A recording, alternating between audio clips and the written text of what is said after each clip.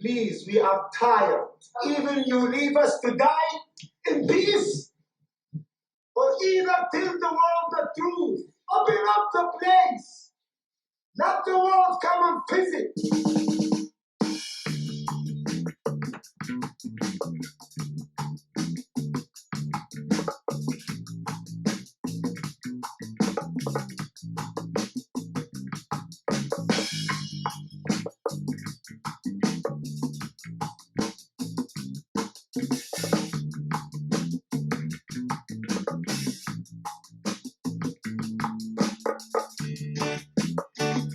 This is a song for Shaka Armour, the last British man in Guantanamo.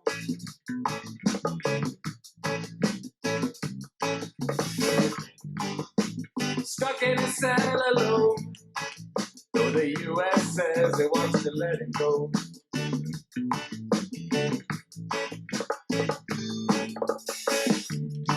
And half the men still held are in the same sad situation.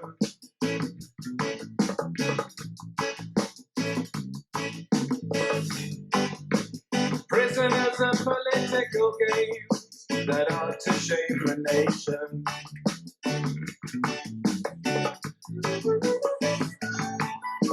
Shaka, shaka, they change your body, but they cannot change your mind.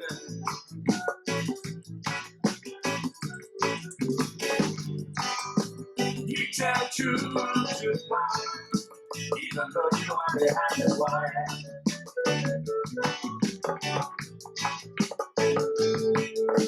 Shaka, shaka, they change your body, but they cannot change your mind.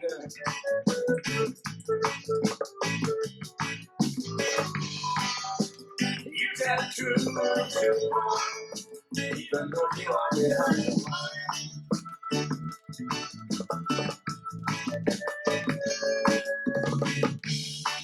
Shaka Armour is no terrorist. In fact, he cares deeply for his fellow man.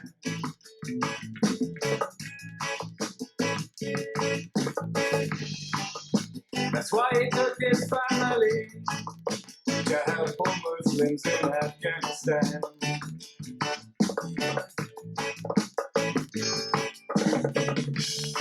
But he was sold to the US for money, and he's still held with no end in sight.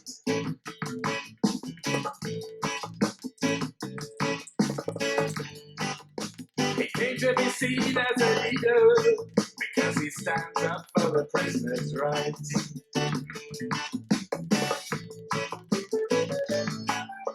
Shaka, shaka, they change your body, but they cannot change your mind.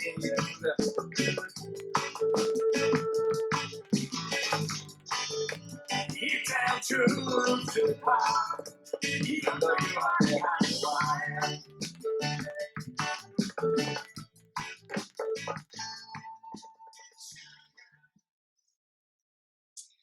Okay, that was British journalist Andy Worthington singing with the Forefathers a song for Shaka Armour.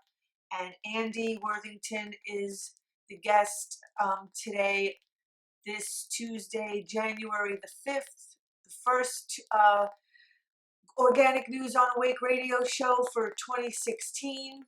And Andy is a writer, campaigner, investigative journalist, and commentator, recognized as an authority on Guantanamo and the war on terror, the co-founder of Close Guantanamo, co-director of We Stand with Shaka Armour, and singer-songwriter with the Forefathers.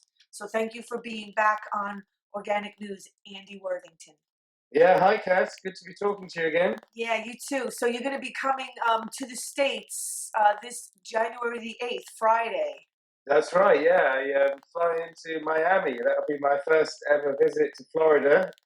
There's a protest there on the Saturday outside US Southern Command, and then I go up to DC for the annual protest outside the White House on January the 11th, the 14th anniversary of Guantanamo opening. So the start of its 15th year of operations. How awful is that? Yeah. And then a few other things in DC, then up to New York City on the 13th. And I'm doing a talk about the whole campaign to get Shaka out, actually, at Revolution Books, which has moved to Harlem, and that's on the 14th. So it's at Revolution Books on the 14th. Yeah. And so what's happening in Miami, you said? There's a demonstration to close Guantanamo outside U.S. Southern Command headquarters. Oh, I hope a lot of people go to that. Yeah, well, I hope so as well. But that's where Deborah and I decided it would be good. Deborah Sweet, that is the national director of World Can't Wait, who organises my visits every year. This is my 6th visit on and around the anniversary. So we decided, well, why not? Let's go to the Miami protest. And I know Medea Benjamin at Code Pink's going to be there, Right. so it should be good. So there is. I just wanted to let people know there is a call-in number for. If it could work for out of the country. I'm not really sure, but it's a number for Google for 917-947-9036. I'll say it again. It's 917-947-9036. But I'm trying to ask people to wait until at least 6:30 until Andy's had a little bit of a chance to share. So Shaka Amar was actually released from Guantanamo after being in there for, is it 12 years? It was nearly 14 years, actually, Kat. He actually marked his 5,000th day in Guantanamo just a few days before he was released. So, yeah, an unbelievable amount of time. But, most of the guys that are still held at Guantanamo have been held for that amount of time. And, what's most obviously shocking about that, as I know Shaka would like to point out, is that so many of them have also been approved for release for many years, like he was. He was first told under George W. Bush in 2007 that the US didn't want to hold him. And then again in 2009, Obama set up a high-level task force. They said they didn't want to hold him. And yet it took all these years for him finally to be released. And that's to the UK, a staunch ally of the United States. So we can only presume that it was because of his eloquence, because of his persistent refusal to accept the way the Americans treated him and the other prisoners, that he was regarded as a threat, and that's why they, delayed his release as long as possible. Was he tortured? Oh yeah, undoubtedly he was. I mean, he was, specifically treated extremely badly in the early days. Various times in Guantanamo's history, I think he was treated very appallingly as well. The main thing I would say, Kat, is two things really. One, they put him in solitary confinement for a long, long time during his detention. At various times during his detention, and there is no acceptable way of holding people in that kind of solitary confinement for any amount of time without it constituting torture. And I should point out that routinely tens of thousands of prisoners on the U.S. mainland are held in solitary confinement for years or even decades. So that isn't something unique to Guantanamo. But the other element of torture at Guantanamo that I think people need to realize is that these are men held without charge or trial.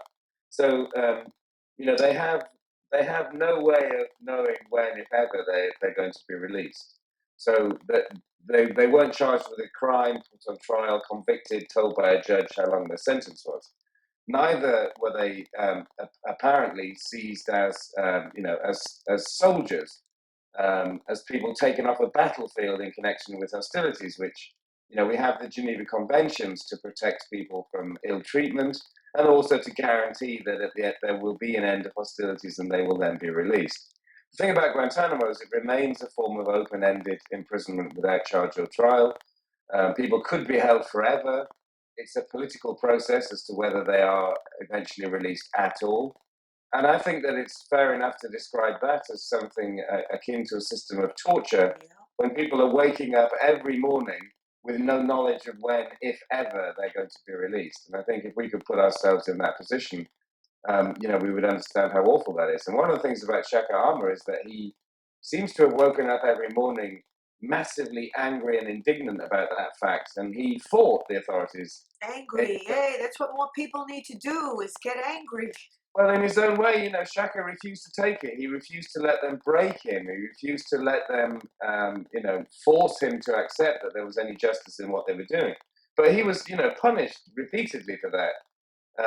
By being violently beaten up as well as by being held in solitary confinement for so long. So really extraordinary. But we got there finally, Kat, and obviously, I was a campaigner for many years, and I had a campaign in the last year where we had a giant inflatable figure of Shaka Amar, and we persuaded over 100 celebrities and MPs in the UK, particularly, to stand with this figure of Shaka Amar, which was, it was a great campaign. But it was the backing of the mainstream media in this country, and that includes the conservative media as well as the liberal media. It was the support of a large number of our lawmakers across the political spectrum, as well as the hard work of campaigners that all led to the pressure that got him released. So, I'm actually, on all of those bases, I'm actually quite proud of what the British people and British institutions managed to do for this one man. I realize it's a much more of an uphill struggle to get the whole of Guantanamo closed, where 107 men are still held. I wanted to read this. I think this is like such an important thing. I have to read it off the World Can't Wait website. Why they protest. It says Monday. I don't know if that was last Monday. The Supreme Court let stand a lower court ruling that blocked Guantanamo prisoners from seeking justice in U.S. courts in cases of their torture. So they have Shaka Ama has no recourse as to hold the U.S. accountable for his treatment at Guantanamo. Oh well, nobody can hold the U.S. accountable for their treatment at Guantanamo or anywhere else in the war on terror, in any of those black sites that the CIA set up where they were explicitly torturing people, or people who were sent to other countries, as many people were, to be tortured there. No, absolutely, the door has been shut. The courtroom doors have been shut on anybody managing to do that. By no less a figure than President Obama, who whether willingly or with some encouragement, shall we say, decided that he wasn't going to look backwards and hold anyone accountable for what happened. So they can just make any law that they want. That they can make laws that say they can do whatever they want to you, and you can't do anything about it. Well, essentially, the Congress passed a law just after the 9/11 attacks, authorizing the President Bush at the time to go after anyone that he felt was connected with that, Al Qaeda, the Taliban, and the Supreme Court a few years after that said, yes, this allows you to hold these people until the end of hostilities. No one's successfully been able to argue in a United States court that there is any end of hostilities. According to U.S. law, it's okay to hold people. Under the Bush administration, there were all kinds of terrible memos issued and secret directives and sneaky efforts by very unprincipled lawyers and administration officials to try and make torture something that was acceptable, to try and suggest that torture wasn't torture. I think it was pretty well exposed in the executive summary of the Senate Intelligence Committee's exhaustive report into the program, where we had the executive summary released last December, which made it absolutely clear that this was a ruinously disastrous program. It produced no valuable intelligence. It involved the torture of individuals. The torture of individuals exceeded what was supposed to be practiced by the CIA. The CIA lied about how much it tortured people. The CIA lied about how it had obtained information that was helpful, and yet no one has been held accountable. And they even had doctors and psychologists participating in the torture. Oh, you absolutely have to have doctors and psychologists to make sure that no one's going to die. To tell the torturers how far they can go, to bring people back from the edge when it looks like they might die. They're absolutely essential to the process, yeah. But weren't they like participating in the torture as because wasn't it a couple of years ago when they showed the movie Doctors of the Dark Side? Yeah. Well, I, I mean, the thing is that they're complicit in this as well, Kat. But what can we do? No one wants to hold anyone accountable for anything that took place. The most that's ever happened is that a few low-level people have been held accountable for abuse in Afghanistan and in Iraq, and that's all. And that was many, many years ago. Obama, like I say, whether strictly voluntarily or because somebody was suggesting to him that it wouldn't be a good idea, refused to open that can of worms. He kept the lid firmly shut on it. So, we have some kind of knowledge now through the Senate report, but we've still not had accountability. And I don't know whether we ever will. As I said to you at the beginning, the very existence of Guantanamo, a place where people, were rounded up pretty randomly, where money was paid for them, where the authorities knew nothing about them, then set about trying to get them to profess some kind of guilt about themselves or others, by harshly interrogating them, by torturing them in many cases, by otherwise abusing them in other ways. A place that goes against every notion that the United States claims to uphold for itself as a country founded on the rule of law that respects the rule of law. With all of this still going on, when do we see an end to it? It's one of those great shames, like the internment of Japanese Americans, for example. And unfortunately, what we don't know with this reluctance on the part of the executive to hold anyone accountable is whether anyone will ever be held accountable, or whether actually 9/11 marked a shift in the way that the United States behaves. And I actually suspect that a lot of the way that we see, just the horrible belligerence of so many Republican candidates, for example, in the current run-up to the next presidential election, the way they behave, the way they talk about what they think is acceptable, is a sign that the norms of society have shifted since 9/11. And there appears to be no willingness to bring it back to a place where the law is respected and we can accept things like justice and fairness that are so important. A couple of weeks ago, I interviewed Colonel Lawrence Wilkerson. He retired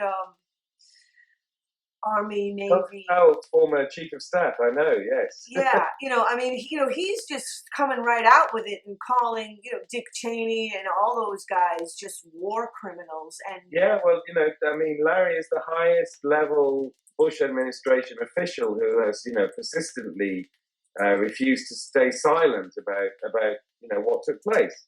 And I'm glad you got to talk to him, Kat. I interviewed him a few years ago, and it was it was enlightening. But where is the backup for what he says and the accountability? And it's an individual can't achieve it. My fear is that without eventually some kind of accountability, America has actually turned into a country where it is regarded by far too many people as acceptable to use torture, and it is regarded as far too acceptable by far too many people to hold people indefinitely without charge or trial. But it's so ridiculous that they have the ability to pick up people like Shaka Ama or anyone else. Literally just treat them any way they want. People who are not tried, not convicted, not charged, held indefinitely. Like you said, it's just torture, not even knowing how long you're going to be there. Yeah. And for them to not be held accountable when they just do whatever they want to everyone else is just outrageous. Well, it is, yeah, and it's it's obviously it's worse when you understand that hundreds and hundreds of these people were guilty of nothing at all. We're in the wrong place at the wrong time. But it wouldn't be acceptable under any circumstances to be treating people like this anyway. If this was the way that Americans were treated when they were captured by an enemy, how appalled would people be? How angry would they be about it? They'd be climbing the walls. So you can't have one rule for one group of people and another rule for another group of people. We have to hold ourselves to the high standards that we profess to believe in. And that actually in the West, we created laws that were and treaties, and were involved in establishing principles that were meant to take the edge off the kind of behavior that happened after 9/11. So when Dick Cheney promised to take us to the dark side and did, and took the gloves off, that was indulging in the kind of behavior that takes us to a very scary place and that's really, inappropriate.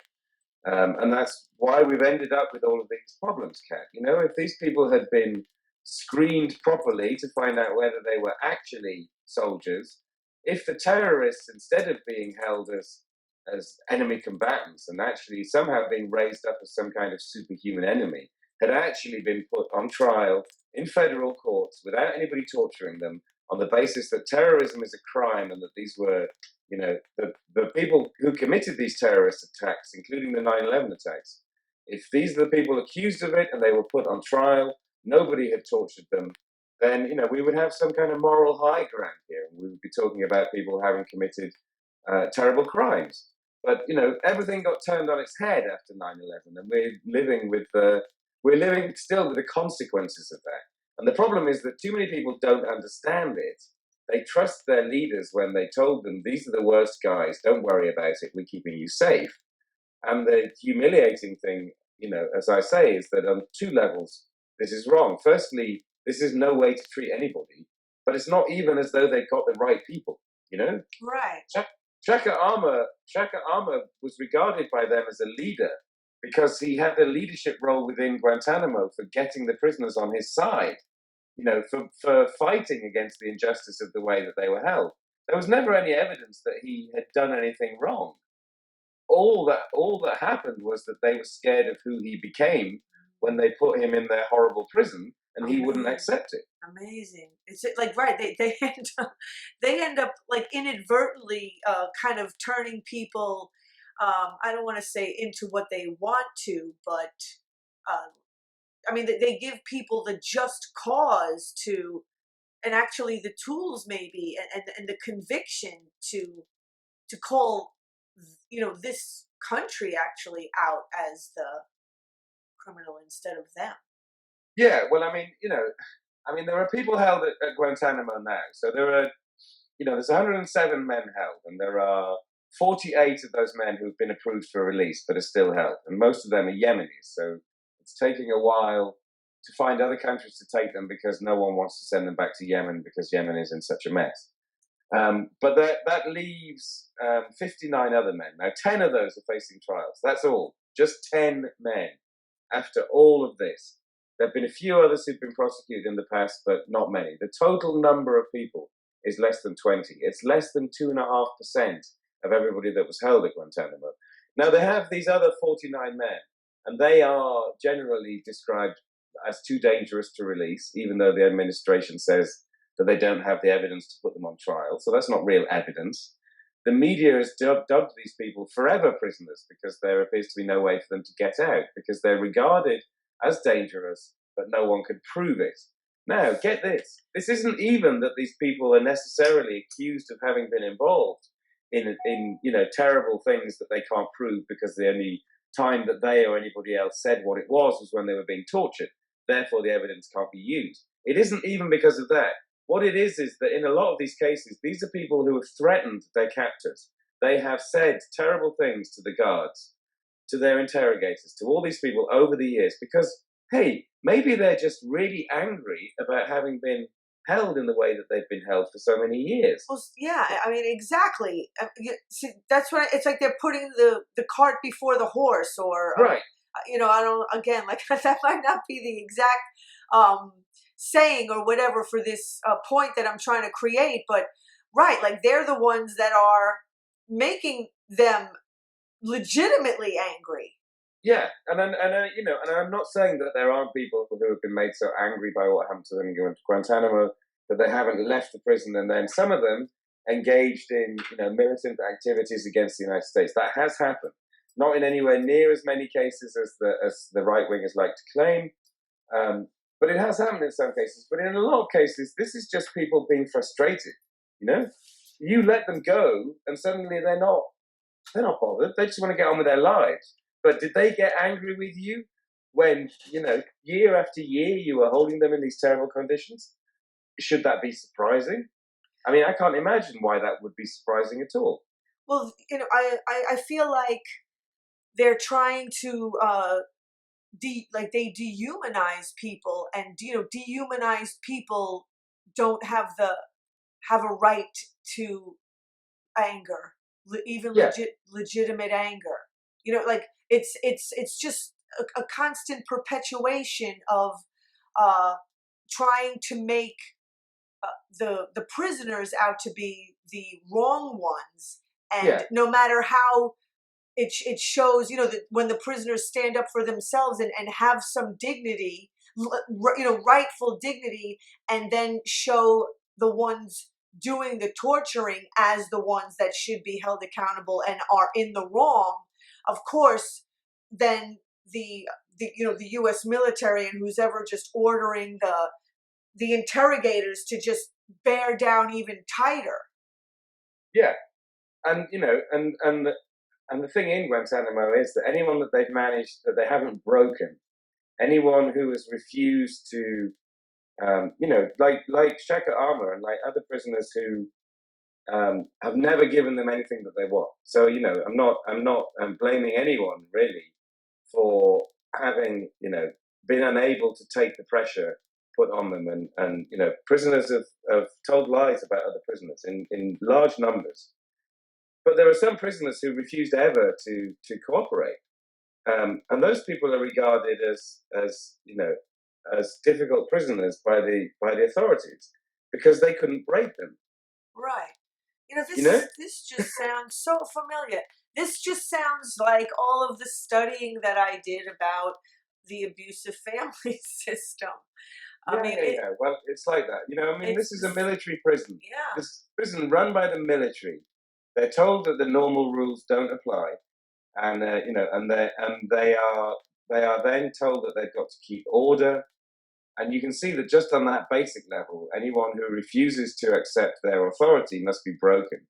Once you start factoring in all the really nasty stuff that the psychologists are doing, then yeah, it becomes, you know, something more akin to dysfunctional family issues. I think. I mean, it's a nightmare. It, you know, every day that it carries on being open, you know, which is the reason I'm still, you know, still fighting for it. It's not just that it, you know, fatally undermines the United States claim to be a nation that respects the rule of law, but it also is perpetuating this damage on these individuals who are essentially, you know, just part of some terrible experiment that should never have never have begun, and that no one seems to be able to find a way to bring to an end. what role are the psychologists playing? Like you just mentioned, what the psychologists were doing to you know, to people like Shaka Amma that wouldn't let himself be broken. Well, I mean, they well, two things really. One is that they were absolutely integral to the torture program. So it was former military psychologists who instigated the specific CIA torture program, and actually, you know, directed it and were involved in the torture of people at the very beginning. Now, these were people who trained U.S. military personnel to resist torture if they were captured by a hostile enemy. They didn't have any experience of actual real life interrogations, and they didn't have any experience of you know, the type of people that they were supposed to be dealing with. So they just blundered in there. Were given $81 million by the Bush administration to do this, Right. and set about reverse engineering their program for training Americans to resist torture by actively using torture on people who were captured in the war on terror, the high value detainees. And they didn't know what they were doing, and it was horribly brutal and counterproductive and just despicable. What was happening in places like Guantanamo, for example? So you have the migration of various techniques from one place to another, because of course, you know, people are paying attention to what everyone else is doing behind the scenes. But what you really had there was psychiatrists, psychologists who were trying to figure out what were the prisoners' weak points. So if a man was very devout, a very devout Muslim, then it was almost certain that he was bound to have issues about nudity, and he would probably have issues about the relationship between the sexes. So they would strip him naked, and then they would get women personnel to come and mess with him, mess with his mind, and mess with his body. Things that were bound to for you to find extremely offensive. So if they found any aspect of a psychological weakness, then they would exploit that, and they would tell the interrogators to use that. If you didn't like dogs, you would be threatened by dogs, for example. It's, I mean, I find it so hard to believe sometimes that human beings can, especially people in the military and psychologists and MDs. Well, some of these things are techniques that you would use in interrogation if you were trying to, if you're trying to manipulate somebody. The problem is, so for example, if you find that somebody's got a really big ego, then you try and belittle them. You say, oh, your friends are talking about you. They're talking about how useless you are. You never did anything. So you try and then get the person with the big ego to say, no, that's not true. I was a very important person. And then they tell you why they were a very important person. There are obviously techniques that you can use in interrogation to try and play with people, to try and get them to talk to you and to give things away. The problem is that this was happening in a horribly brutal environment where actually what was driving it was not the getting of genuine intelligence without hands-on treatment of the prisoners, but was hands-on abusive treatment. Was efforts to, so they were physically abused as well as mentally abused. And one of the things they were trying to do, which came from the psychologists, was this theory of learned helplessness, where you would break people, you would make them utterly dependent on the goodwill of their captors for everything. They wouldn't get anything: no food, no drink, no clothes, no sleep, no nothing. You break them down to nothingness. That's the plan. I mean, that's torture. Yeah. I wanted to ask you, because all of this is based on 9/11, all of these wars and, non-wars, terrorism, all this stuff that's based on terrorism. But again, the people calling for all of the stripping of the rights, like, and using 9/11 as an excuse to just get rid of not just law, but even, decency, to do whatever, you want, torture, indefinite detention, solitary confinement. And what are your thoughts on 9/11? Well, I don't share the thoughts that it was an inside job. I've always, we have a saying in this country that people couldn't organize a piss up in a brewery, which means that they couldn't get people drunk while they were actually in a brewery. And I have to say that I don't think that the Bush administration senior officials were capable of a piss up in a brewery, let alone an inside plot that would have involved a large number of people. But I do think that the intelligence services failed to work together. The best book I've read on it is a book called The Looming Tower, which shows how the FBI and the CIA didn't talk to each other and therefore missed important aspects of the story that both of them had. And that obviously then certain people took advantage of it and were able to pursue some of the things that they'd wanted to do as a result. It's a terrible thing that we had the particular people in charge when that took place, I think. But, just because when you look at the history of Dick Cheney and Donald Rumsfeld, for example, who had positioned themselves so close to George W. Bush, who really knew nothing about anything.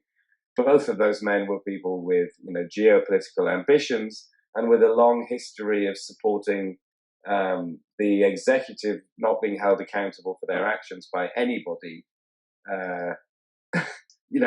Which it turns out was a terrible situation to put the president of the United States in.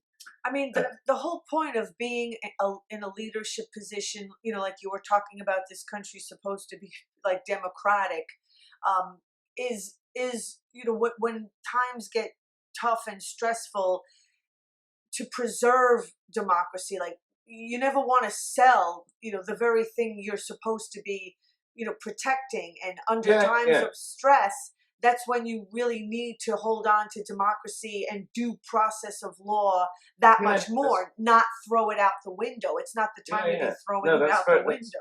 It's very well put, Kat, and that is exactly it. Our values are only really, they're only demonstrable when they're tested. If we say we have them, that's right. And that's what's supposed to be making them the so-called leaders. They're supposed to be the experts.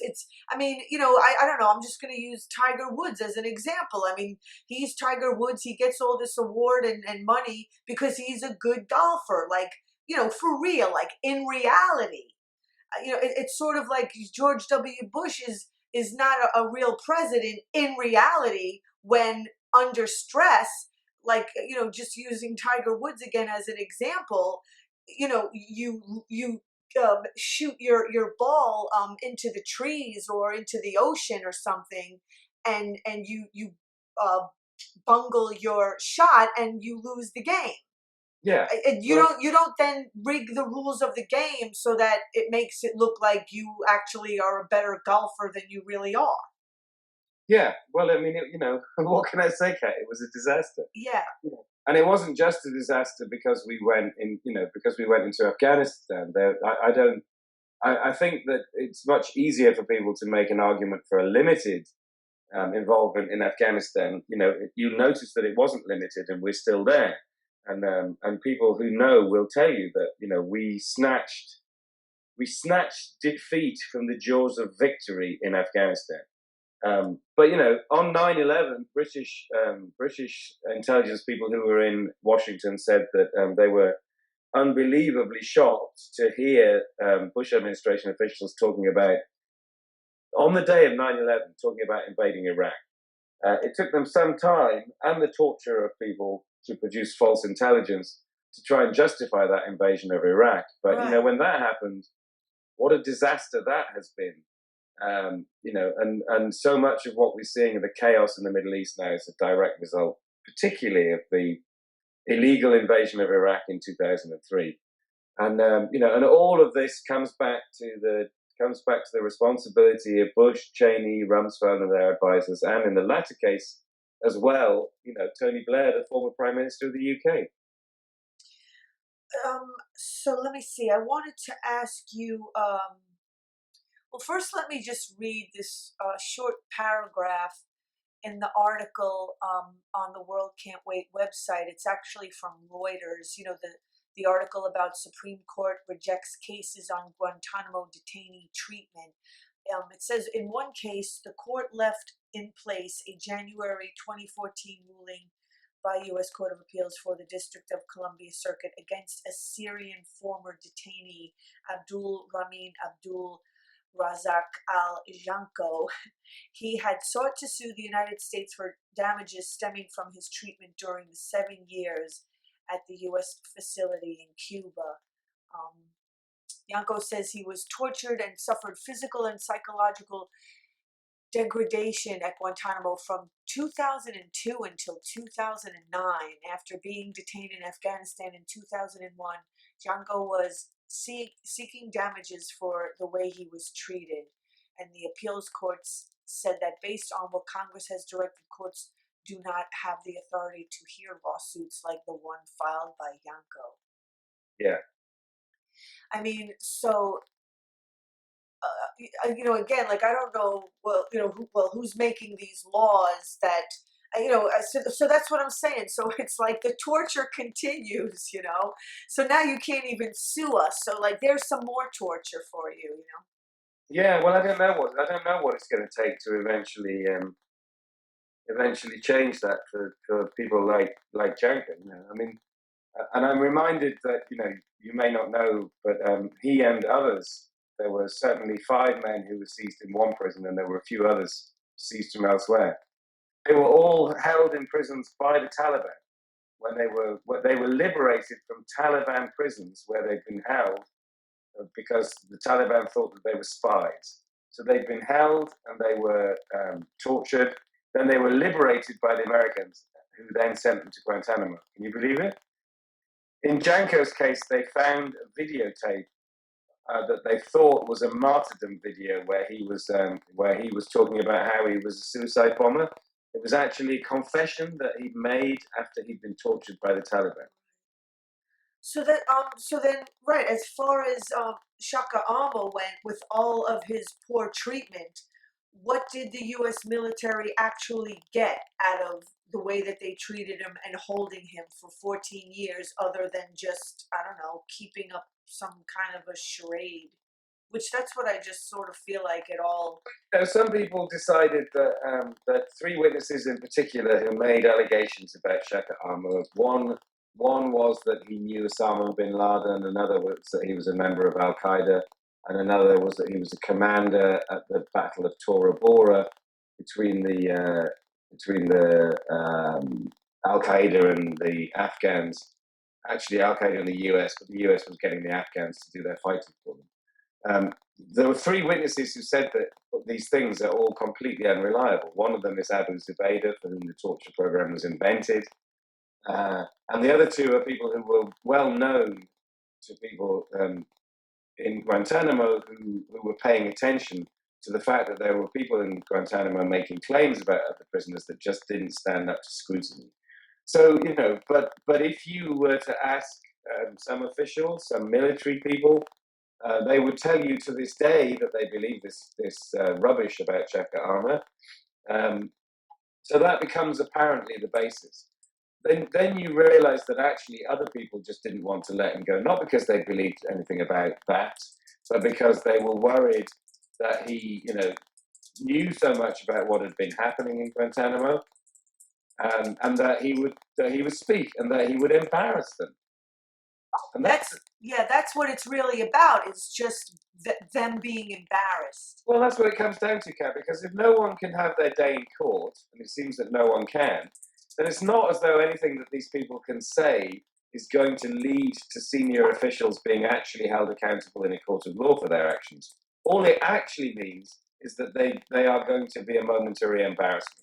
Right. And that tells you, in a nutshell, how lawless the whole situation is at Guantanamo. So you can hold people for year after year after year after year because nobody's compelling you to release them, and you think they're going to embarrass you. So that's why they hesitated to release Shaka Amo, and I'm sorry, I forget even the name of the man who wrote the Guantanamo Diaries. Mohamedou Slahi. Yeah. Well, I mean, they thought that he was, Slahi, who wrote the best-selling book and is still in Guantanamo, and he had a habeas corpus petition, 6 years ago, where a judge looked at all the supposed evidence against him and said there isn't any, because there never was any. Slahi was, he's a Zelig-like figure. He pops up all over the place in circumstances that, I can understand it made them think he was somebody, but it turns out that he wasn't. He was in Germany, he met the 9/11 hijackers. They wanted his advice on getting to Afghanistan, or getting to Chechnya, I think it was. He's a relation of a man called Abu Hafs, who was the spiritual advisor of Al Qaeda. Actually, a man who noticeably disagreed with the proposal to stage the 9/11 attacks. But he was the spiritual advisor for Al Qaeda, and he was related to him.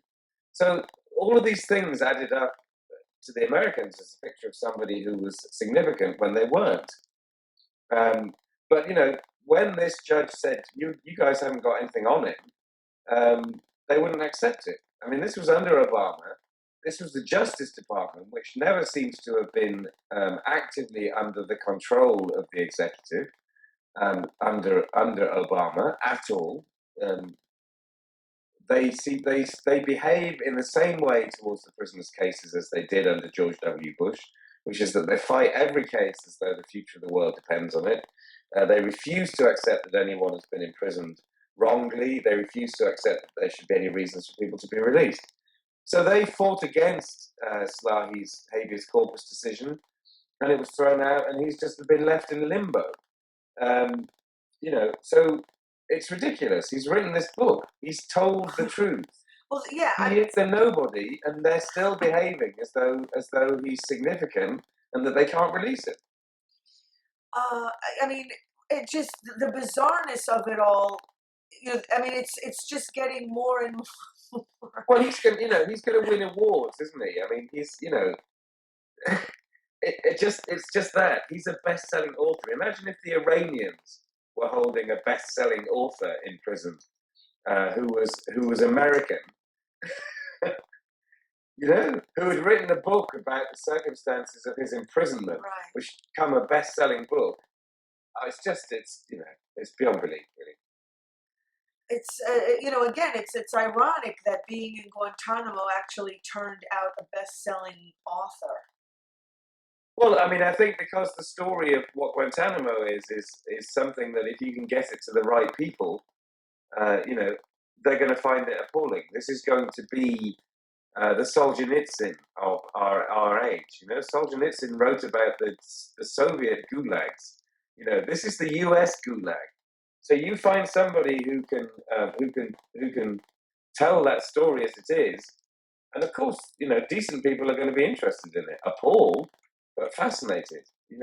So And he's a good storyteller. And it turns out that I think Shaka Arma, who has done a 90-minute interview with the BBC, that just really scrapes the surface of what he's got to say. I think he's got a lot to say, and I think he could be another voice who tells the story as it truly is about the gulag that ought to shame America.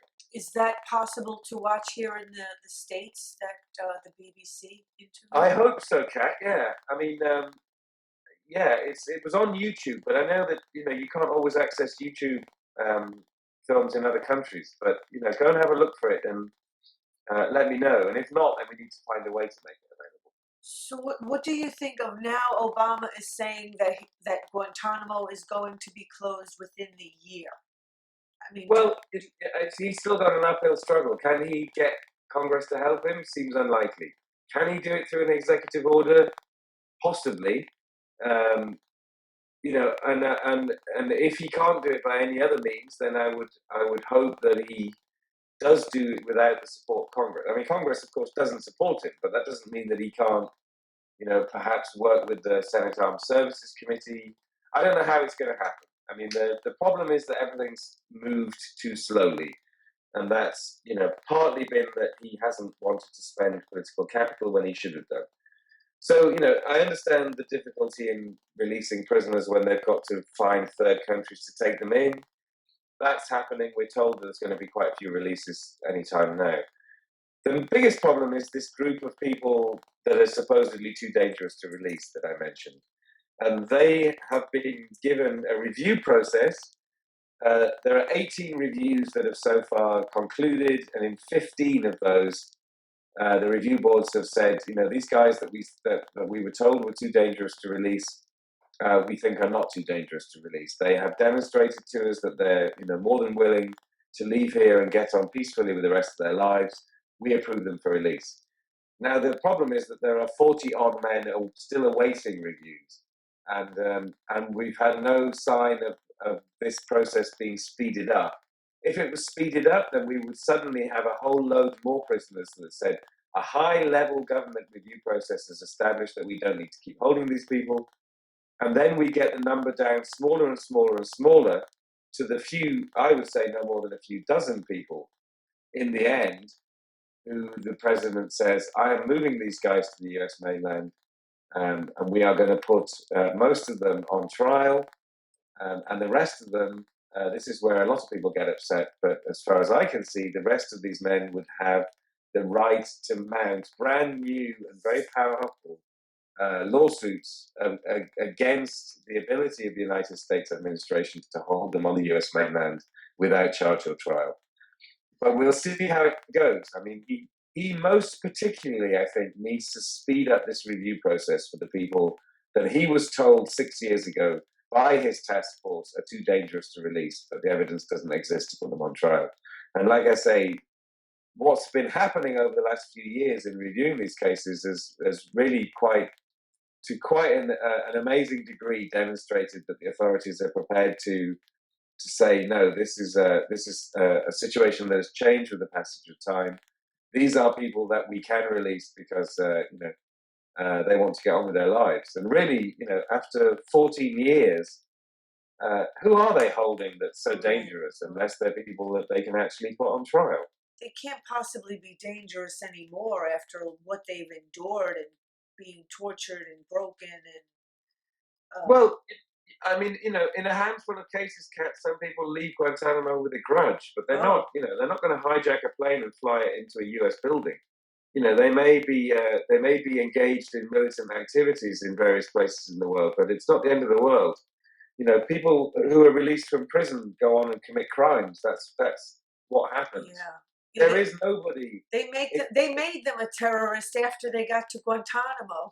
Well, that doesn't help, but of course it doesn't help with the right wing if you say, you radicalize these people. They just say, well, we can't release them then. What I would say is, look, apart from the handful of people that you've got who you've accused of the most serious crimes and who should be put on trial in a fully functioning trial system, not the military commissions, apart from those people, you haven't got anybody else significant in Guantanamo. Larry Wilkerson told me that when I spoke to him 7 years ago, that he'd been told by people, the only reason that they brought those high-value detainees to Guantanamo in 2006 was so that they could actually say to the world, hey, we've got some genuinely bad guys in Guantanamo. Because they had nobody significant there before. Nobody. No leaders of Al-Qaeda or any other involvement in international terrorism.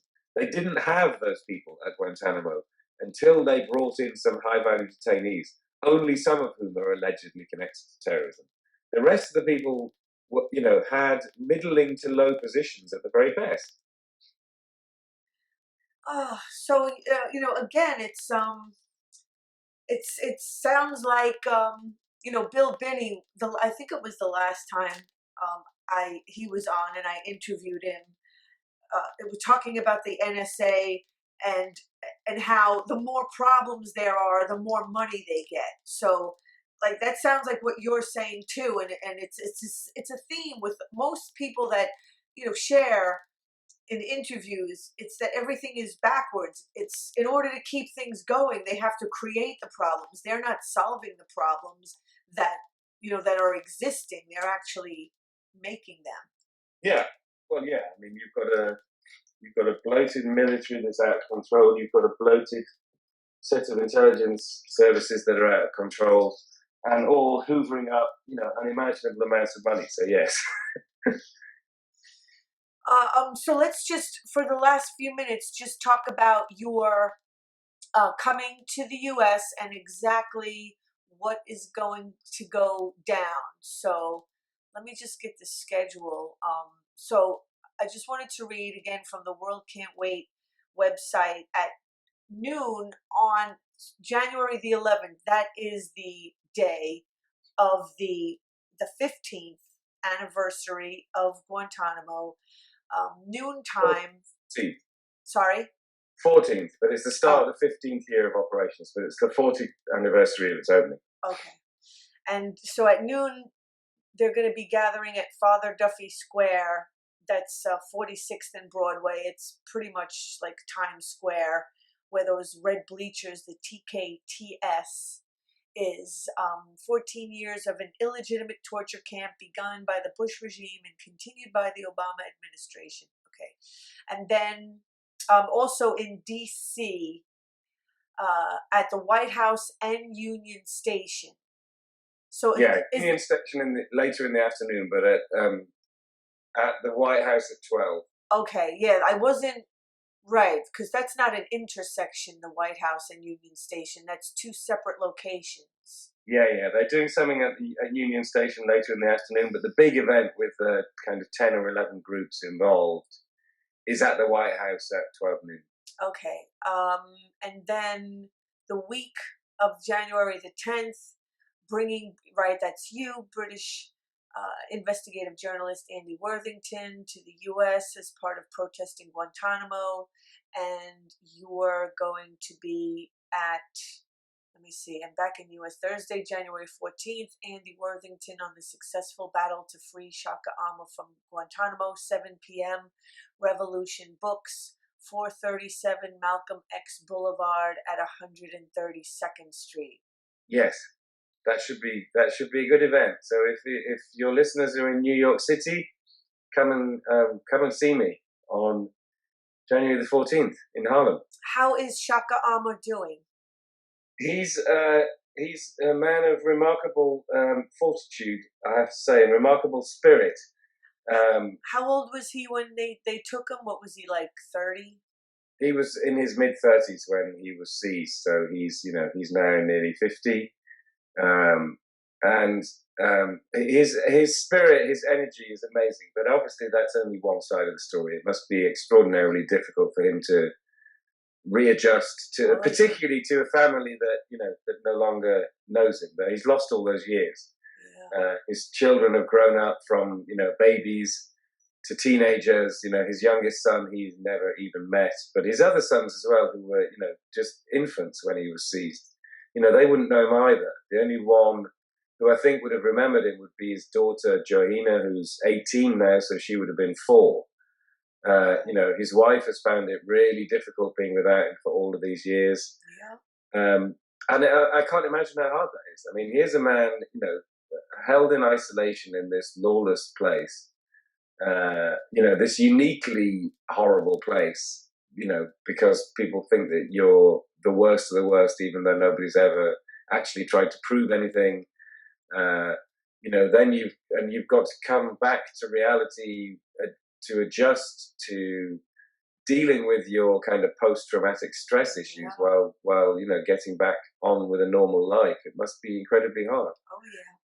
But when I met him, which I did a few weeks after he was released, the main thing about him was this massive heart and this energy and his amazing smile, and his eloquence and his enthusiasm, his passion for justice. All of the things that it just made me think, would it have not been easier for you guys just to have let him go, really? Because he was a thorn in their side. He would refuse to let them destroy him. He refused to let them break him. He refused to obey, and an extraordinary toll that must have taken on him at some level. But, I hope that the side of him that is the spirit, the person who they couldn't break, is the one who will be well enough to thrive and survive all of this, because it must have been an awful toll that was taken on him. And Roger Waters was also in support of trying to get Shaka Amar released. Yeah, absolutely. Yeah, I mean, I think that it was Clive Stafford Smith of Reprieve who introduced Roger to Shaka's case, because Shaka had written a letter to him in which he'd mentioned how "Hey You" by Pink Floyd was a song of great significance to him, and Clive had forwarded that to Roger, and then I know many people have seen the little video that Roger made reading out from Shaka's letter, and then he got involved with the campaign that I set up, and it's been my great privilege to have worked with him on this over the last couple of years. So yeah, I mean, I think that if you have access to that song, Kat, maybe that would be a good thing to play out with. The "Hey You."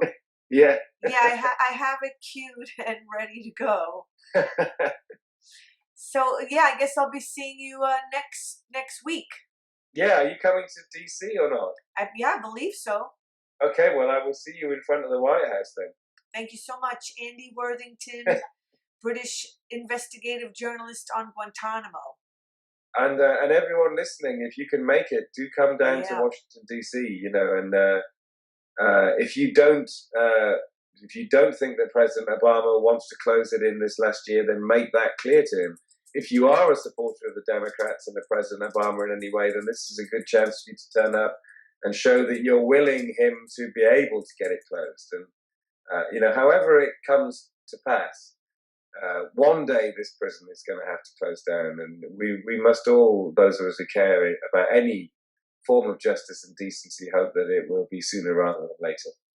Thank you, Andy Worthington. Thanks, Kat. Okay, I'll see you next week. Okay, good night. Good night. Happy New Year. And to you.